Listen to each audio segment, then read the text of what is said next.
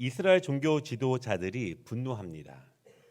예수님께서 비유로 든 이야기 속에 자신들을 등장시켰기 때문에 그렇습니다. 예수님이 이야기를 들어서 자기들을 강하게 비판하셨기 때문에 분노하는 거예요. 비판하시면서 그들의 미래가 불행할 것이라고, 하나님의 심판이 그들에게 임할 것이라고 말씀하셨기 때문에 더욱더 분노는 극에 달합니다. 말씀을 들었는데 나의 미래가 불행할 것이고 하나님의 심판이 나에게 임할 것이라는 말씀을 듣는다면 그럴 수 있죠. 그래서 그들은 예수님을 잡을 생각을 하게 됩니다. 그런데 지금은 잡을 수가 없어요. 왜냐하면 지금은 너무나 많은 일반 백성들이 있기 때문에, 예수를 참 선지자로 따르는 사람들이 너무나 많기 때문에 예수를 잡을 수가 없습니다. 예수님은 그들의 그런 마음을 아십니다. 그런데 아시는데도 아랑곳하지 않고 다시 비유로 말씀하시는 거예요. 재미있는 것은요, 21장 46절 마지막 말씀을 보면은 잡고자 하나 무리를 무서워하니 이는 그들이 예수를 선지자로 알미었더라. 그렇게 그들의 마음의 상태가 21장 마지막 절에 있습니다. 그런데 22장 1절은 다시 비유로 대답하여 이르시되, 무슨 말이냐면 그들이 마음속으로 분노하고 마음속으로 생각하고 있는데 예수님께서 그 마음을 이미 아시고 대답을 주시는 거예요. 대답을. 그래서 22장 1절은 대답하여 이르시되 이렇게 말합니다. 그 마음을 이미 읽으시고 도리어 그 마음에 합당한 대답을 주십니다. 이 혼인잔치의 비유는요, 앞의 비유인 두 이야기, 두 아들의 비유, 그리고 포도원 비유와 연결됩니다. 그런데 공통점이 있습니다. 이스라엘의 실패가 다시 언급되는 거예요. 포도원 주인의 뜻을 저버리는 것, 아버지의 일하자고 권면하는 뜻을 저버리는 것, 그것은 단순히 믿음의 실패가 아니라, 단순히 나의 어떤 기호적인 선택적인 실패가 아니라, 하나님의 언약을 저버리는 것은 결국 이스라엘의 멸망을 의미하는 그런 말씀이에요. 아니, 왜 하나님과의 언약을 잊어버리게 되면, 하나님과의 언약을 내가 버리게 되면 그것이 멸망까지 가는 그렇게 심각한 것인가? 그것은요, 이스라엘 백성들이 어떻게 땅을 갖게 되었고, 어떻게 집으로 돌아오게 되었고, 어떻게 왕을 세웠고, 어떻게 민족을 이루었는지를 생각해 보면은 너무 간단합니다. 그들이 죄인 되었을 때, 그들이 집이 없었을 때, 그들이 오랜 시간 노예가 되었을 때, 그들의 힘으로 이방 땅에서 건져냄을 당하지 못했을 때 하나님은 그들의 기도를 들으시고 부르짖음과 눈물을 보시고 그들을 자유케 하셨습니다. 그러니까 자유케 하시면서 언약을 맺으신 거예요. 언약의 조건으로 새 땅을 주셨습니다. 그리고 그들을 가나안 땅으로 인도해 주셨습니다. 그 언약은 이스라엘은 하나님의 백성이 되고 하나님은 이스라엘의 하나님이 되신다. 그것이 언약이에요. 그리고 이방의 모습과 다르게, 우상을 섬기는 나라들이 살아가는 모습과 다르게 하나님을 믿는 백성들은 다르게 살아가고 하나님의 말씀대로 살아갈 때 하나님이 그들을 세워주신다고 하신 약속, 그것을 지키겠다고 다짐했던 언약이었습니다. 오늘 본문을 보면은요, 어떤 임금이 있었습니다. 그 임금에게는 왕권을 상속할 수 있는 왕자가 있었어요. 왕자가. 근데 그 왕자가 결혼할 때가 되어서 임금은요, 거창한 혼인 잔치를 계획하게 됩니다. 많은 사람들을 초대했습니다. 철저히 준비했습니다. 혼인 날이 다가오면서 분위기가 한층 달아올랐습니다. 손님들이 묵을 방, 실컷 먹고 나눌 기쁨들을 다 준비했어요. 혼인 당일이 되었습니다. 임금은요, 왕자와 함께 손님 맞을 준비를 하고 앞에 나가서 인사를 하고 있습니다. 그런데 청한 손님들이 한 명도 오지 않는 거예요. 약속했는데, 오기로 했는데 한 명도 오지 않습니다. 임금은 초조해졌습니다. 종들을 불러서 다시 한번 알아보도록 그렇게 해요. 그런데 종들이 와서 대답하기를 손님들이 오기를 싫어합니다. 그렇게 말을 합니다. 그러니까 임금이 놀랐습니다. 다시 종들을 보내서 준비가 마쳐졌으니 함께 와서 이 기쁨에 같이 참여합시다. 그렇게 권면을 하게 합니다. 그런데 종들이 다시 가자 손님으로 초대받았던 그들은 종들을 쳐다도 보지 않습니다. 5절을 보면은요. 한 사람은 종들이 다시 재차 초청하러 왔지만 쳐다도 보지 않고 자기 밭으로 일하러 갑니다. 한 사람은 자기 밭으로 가요. 사업하러 갑니다. 거기에 더해서요. 한 사람은요. 자기 집에 재차 찾아오는 종들을 잡아서 모욕하고 죽입니다.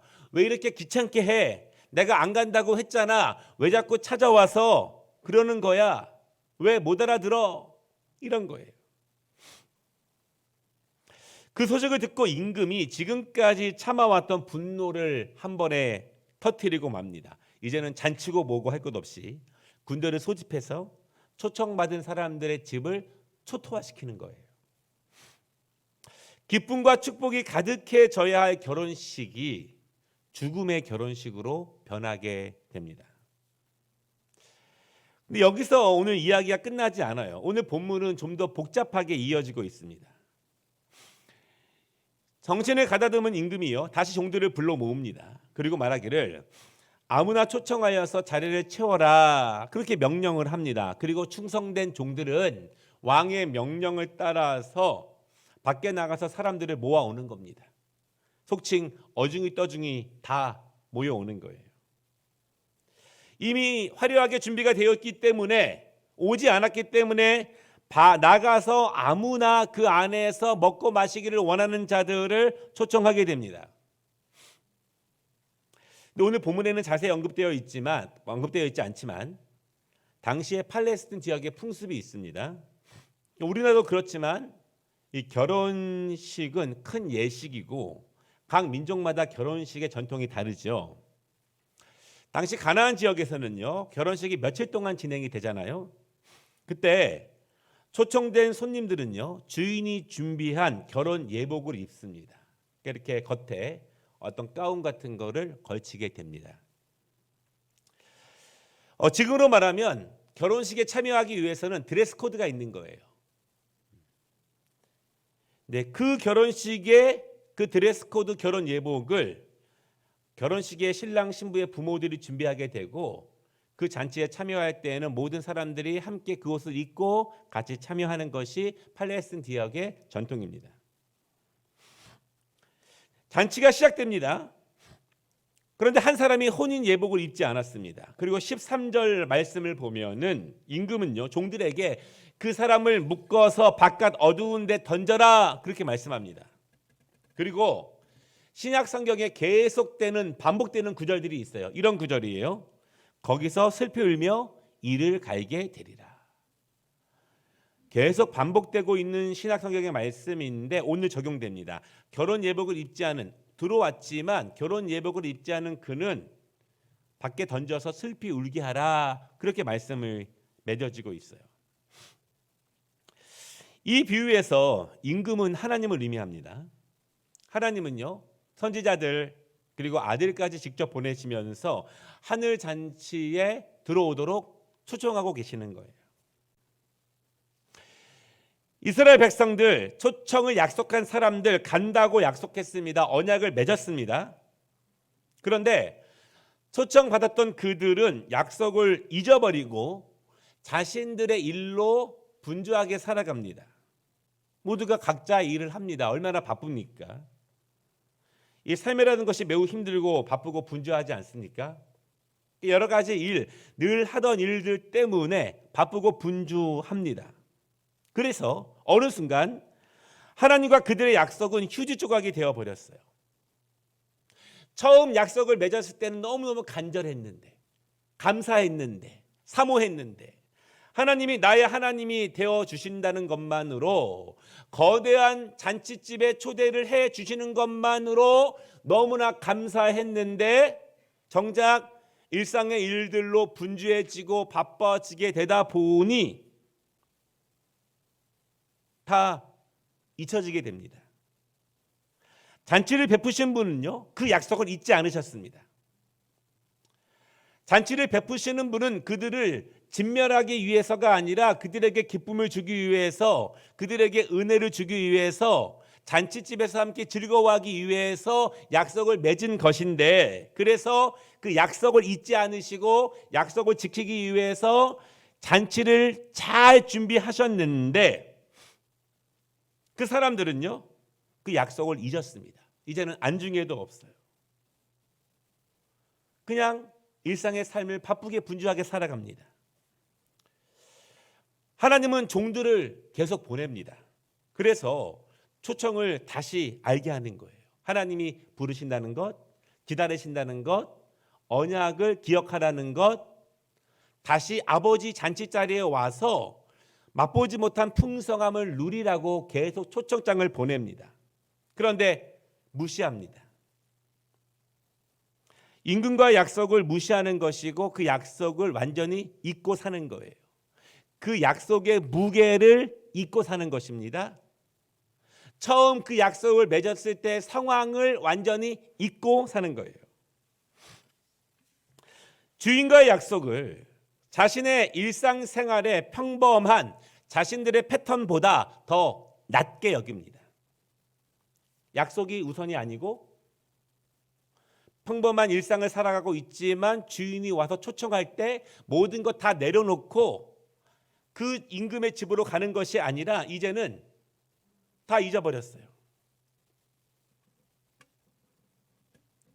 종들이 재차 다시 알려주지만 그래도 무시합니다. 중요한 것은요, 임금이 준비한 혼인잔치가 우리의 일상의 삶보다, 일상의 중요함보다 얼마나 기쁘고 즐겁고 화려한지를 모르는 무지입니다. 이 땅에서 요즘 우리가 누릴 수 있는, 내가 더 집중하고 있는 그것보다 아버지가 초청하시는 그 잔치자리가 훨씬 더 상상할 수 없을 이상 기쁘고 즐겁다는 것을 모르고 있는 무지. 두 번째 무지는요, 임금님의 성품을 모르는 무지입니다. 약속을 지키지 않았을 때 어떤 일이 일어날지 모르는 무지. 내가 약속을 지키지 않아도 안 가도 아무 일도 일어나지 않을 거야 라고 생각하는 무지. 철저한 자기 오만이고 자기 착각이에요. 무지를 변명할 수 없고 무지를 내세울 수 없어요. 오늘 7절의 말씀처럼 모든 것을 불사르시고 모든 것을 진멸하시는 심판의 날이 약속을 어길 때 반드시 온다는 것을 알았다면, 명백하게 그날이 온다는 것을 알았다면, 그 약속의 무게를 매일매일 새기며 살아갔다면, 주인이 초청장을 보내는 그날을 기다렸을 거예요. 그리고 그날이 기쁨과 은혜와 풍성함의 날이었기 때문에 그날에 더욱더 기다렸을 것입니다. 하나님과의 약속을 자신의 일상의 패턴과 일상의 스케줄 때문에 그렇게 무시하지는 않았을 거예요. 여기서 중요한 점은요, 심판은 생각보다 빨리 온다는 것입니다. 심판이 오면 완전한 진멸이라는 거예요. 변명할 기회도 주어지지 않습니다. 다시 초대에 응할 수 있는 기회가 주어지지 않아요. 그냥 거기서 끝입니다. 주님의 천국의 비유가, 이야기가 점점 더 어려워지고 있어요. 점점 더 심각해지고 있습니다. 결국 하나님 나라의 혼인잔치는 초청받지 못했지만 그 기쁨과 은혜를 사모하는 또 다른 사람들에게 돌아가게 됩니다. 병든 사람들과 죄인들, 혈루증 여인, 수로보니게 여인, 심지어 문둥병자들, 자신의 힘으로 구원받을 수 없었기 때문에, 자신의 힘으로 이 땅을 살아갈 수 없었기 때문에 그저 구원을 바라보고 있던 사람들에게 돌아가게 됩니다. 결국 원래 약속을 맺은 사람들, 그리고 굉장히 오랫동안 그 약속의 혜택을 입었던 사람들, 그리고 하나님은 우리의 하나님이야 라고 외쳤던 사람들, 그들은요 정작 종을 보내서 그날이 되었다고 약속을 기억하라고 재차 알리지만 선지자들의 외침을 전혀 듣지 못하고 있어요. 들었지만 받아들이지 못하고 있습니다. 이스라엘 사람들. 아들까지 보냈지만 그 아들을 알아보지 못하는 헛된 성경 지식들. 그러니까 말씀이 있는데 말씀이 임할 때 알아보지 못한다. 얼마나 안타깝습니까? 차라리 몰랐으면 괜찮은데 알고 있는데 정작 그 말씀이 이루어지는 날이 되었는데 그것을 받지 못하고 이루지 못한다면 얼마나 안타깝고 얼마나 또 불쌍합니까? 결국 혼인잔치에는요, 이스라엘 백성들이 들어가는 것이 아니라 이방 백성들이 들어가게 돼요.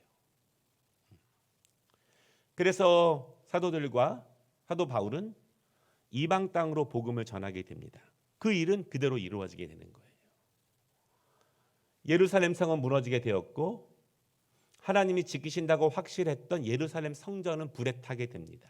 그리고 이방 군인들이 들어와서 그 땅은 완전히 진멸되게 됩니다. 1000년이 넘는 시간 동안 이스라엘 백성들은 땅 없는 백성들로 이리저리 유리하는 백성들로 살아가게 되었어요.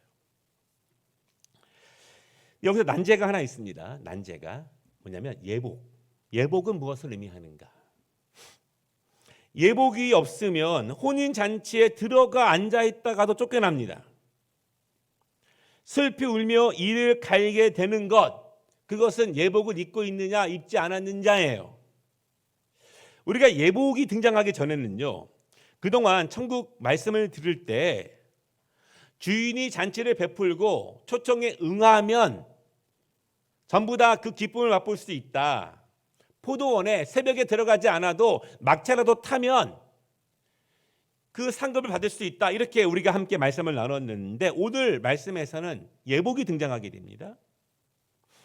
누구나 들어올 수 있는데, 누구나 하나님의 잔치에서 기쁨을 누릴 수 있는데 예복이 등장하면서 잔치에 들어올 수 있지만 예복을 입지 않으면 잔치에 참여할 수 없다, 쫓겨나게 된다, 이렇게 말씀하는 거예요.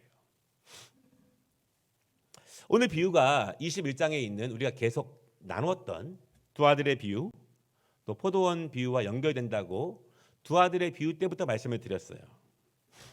다시 돌아가 보겠습니다. 큰아들은 아버지의 요청에 따라서 포도원에서 일하겠습니다 라고 말은 했지만 정작 일하러는 오지 않았죠. 둘째 아들은요, 나는 일하러 가지 않겠습니다 이렇게 말을 해서 아버지를 아프게 했습니다. 그런데 스스로 생각하고 반성하고 일하러 나갔어요. 그래서 예수님이 묻지 않습니까? 누가 아버지를 기쁘게 한 자인가? 이렇게 묻습니다. 예복은, 오늘 말씀의 예복은, 하나님의 나라의 잔치에 참여하게 되는 예복은 진정한 회개와 회개에 합당한 열매를 의미합니다. 예복은 진정한 회개와 회개에 합당한 열매. 둘째 아들은요, 자신의 결정, 자신의 판단, 아버지의 마음을 헤아려 드리지 못한 것, 아버지의 뜻에 동의하지 못한 것, 아버지와 다른 생각을 가진 것, 아버지와 다른 꿈을 꾼 것에 대해서 반성을 깊게 하게 돼요. 그것이 회개의 모습이에요. 아버지께 미안했습니다. 아버지께 죄송했어요. 내가 다시는 그러지 말아야지 다짐합니다. 그것이 일반적인 회개의 모습이에요. 그런데 중요한 것은 둘째 아들이 마음으로만 반성하고 마음으로만 각오하고 몸으로는 안 나간 것이 아니에요. 마음으로 반성하고 마음으로 성찰하고 마음으로 돌이키고 몸도 나가서 포도원에서 일을 합니다. 이것이 회개의 열매예요. 원래는요, 회개는 이런 것입니다. 지금 나눠서 설명을 드리지만 회개라는 것은 회개의 열매까지 포함된 것이 회개예요. 근데 그러나 우리가 회개를 잘 이해하지 못할 때가 있기 때문에 구분해서 말씀을 드리는 거예요. 회개와 회개의 열매는 함께 가는 것입니다. 마음으로만 반성하고 용서를 구하고 죄송하다고 말하고 다음부터 안 그러겠다고 다짐하는 것이 회개라고 생각하지만 행동으로, 삶으로 다시 턴해서 돌아오지 않으면 회개의 열매는 아니에요. 진정한 회개가 아니라는 거예요. 내가 때렸습니다. 내가 남의 것을 탈취했습니다.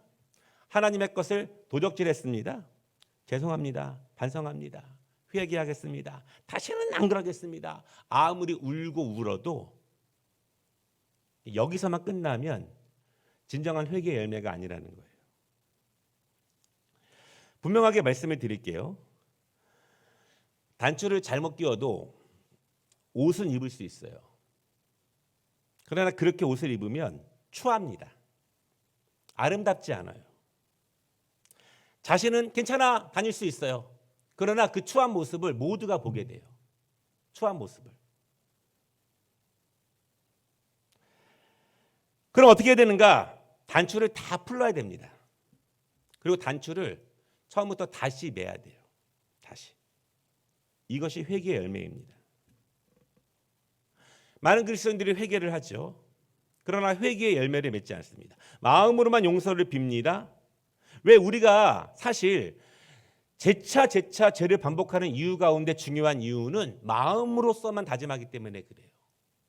몸의 근육은 변하지 않았는데 내 몸은 여전히 그렇게 가고 있는데 여러분의 생각과 마음을 믿으십니까? 그러니까 지금까지 그 마음의 확신과 계획대로 해서 지금 기대만큼 그렇게 성공적으로 나아갔느냐? 사실 가만히 솔직히 생각해 보면 우리도 내 지금의 판단과 내 지금의 확신이 가장 정의롭고 아름답다고 곧 얼마가 지나면 장담하지 못할 때가 곧 오게 돼요.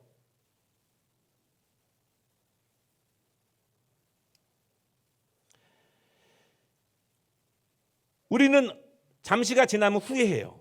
어떤 후회? 아이고 단추를 잘못 꼈다고 알았을 그때, 누가 나한테 잘못 꼈어요 그 얘기를 들었을 그때 좀 창피하지만 좀 힘들겠지만 수고스럽겠지만 그래도 단추를 다 풀어서 다시 하나하나 이쁘게 했으면 그래도 지금쯤이면 이쁘고 아름답게 살아갈 때인데 그때 그런 이야기를 들었지만 알았지만 혹은 몰라서 여전히 지금까지도 단추가 삐뚤어진 옷, 나는 괜찮다고 말하지만 모든 사람들이 추하다고 생각하는 그 모습, 그렇게 후회하게 돼요. 우리가 정상적인 신앙생활을 하게 된다면 분명히 그런 날이 오게 됩니다.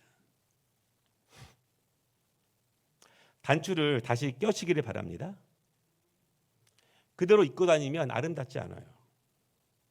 그러니까 빨리 단추를 다시 껴고 옷을 입는 것이 축복입니다. 회개의 열매는 돌려놓는 것이 중요해요. 다음에 안 그러겠습니다. 그것이 아니라 다시 제자리로 돌려놓는 것이 중요해요. 좀 창피하죠. 좀 망신스러워요. 고통도 따를 것입니다. 그러나 다시 돌려놓고 처음부터 다시 시작하는 것이 지나고 보면 가장 빠른 길이고 가장 복된 길이고 가장 축복의 길이고 하나님이 그때 나에게 주의 종을 보내서 초청장을 주시는 시간이라고 기억할 거예요. 그것이 회개의 열매이고 회개의 때예요, 때. 왜냐하면 오늘 잔치에 초청장을 받았지만 들어가지 않은 사람들에게 심판의 시간과 진멸의 시간은 생각보다 훨씬 더 빨리 왔어요. 변명할 기회도 없이 이제 다시 들어가겠습니다 라고 말할 기회도 없이 그냥 진멸은 한 번에 왔기 때문입니다. 이스라엘 백성들에게 심판의 날이 곧 왔죠. 예수님은 약 AD 30년에 돌아가셨고 이스라엘 백성들은 약 AD 67년 그리고 70년에 망하게 되었습니다. 30년 후에. 이 비유가 오늘 이 비유를 듣고 있는 그들에게 또한 우리에게 말씀하시는 것은 무엇인가? 예수님의 비유의 흐름을 우리가 계속 듣고 있습니다. 지금 14주 동안 듣고 있죠. 그러니까 예수님의 비유는요. 따로따로도 은혜가 되지만 전체적으로 향하는 방향이 있어요. 예수님의 말씀, 천국에 대한 말씀이 어디로 향하고 있는지 누구를 말하고 있는지를 잘 깨닫는 것이 중요합니다. 예수님은요. 애매하게 말씀하는 것이 아니라 이스라엘 백성들에게 특별히 종교 지도자들에게 꼭 집어서 너희가 이 사람이야 이렇게 말씀하는 거예요. 돌이켜보면 반대로 이야기하면 축복의 시간입니다. 돌이킬 수 있는 시간이에요. 종들이 제차 왔을 때 이제는 깨닫고 알아듣고 약속의 시간이구나, 언약의 시간이구나, 내가 들어가야지, 그렇게 축복으로 받아들일 수 있는 시간인데 그렇지 못했습니다. 회개의 시간을 주시는 거고 회개의 열매의 시간을 주시는 것인데 스스로 포기하게 되는 거예요. 그렇다면 그들에게 남겨진 것은 어두움에 던져져서 슬피 우는 것입니다. 예수님은 강하게 둘러둘러 말하지 않고 직설적으로 그 사실, 앞으로 일어날 일을 그들에게 분명히 말씀하셨습니다. 우리에게 주시는 교훈은 무엇인가? 우리에게 주시는 교훈은요, 회개의 열매를 맺으시기를 바랍니다. 마음으로만 다짐하면 계속 반복돼요. 계속 반복됩니다. 반복됩니다. 한 개인의 사이클을 보십시오. 한 성도의 사이클을 보십시오. 한 가정에서 일어나고 있는 영적 사이클을 보십시오. 1년 주기로 몇 년 주기로 계속 반복돼요. 계속 반복됩니다. 단추를 다 풀었다가 다시 맺어야 돼요. 두 번째 교훈은요, 깨끗한 예복을 입고 정결함으로 혼인 잔치에 참여하기를 원합니다. 그 잔치는 심판의 자리가 아니라 우리를 복된 것으로, 충만한 것으로 아름답게 인도하시기 위해서 주인이 베푸시는 천국 잔치입니다. 그 자리를 함께 참여하시기를 주님의 이름으로 축복합니다.